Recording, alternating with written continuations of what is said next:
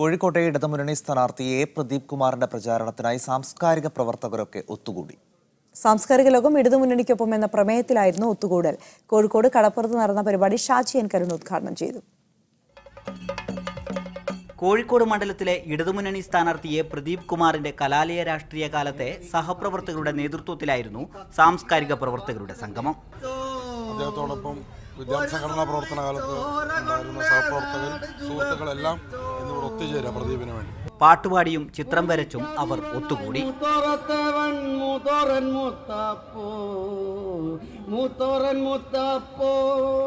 കലാപരിപാടികൾക്കിടയിൽ സാംസ്കാരിക നായകരുടെ ചെറിയ പ്രഭാഷണങ്ങൾ. അതുകൊണ്ട് തന്നെ കേരളത്തെ പൊളിക്കുക, കേരളത്തെ തകർക്കുക എന്നുള്ളത്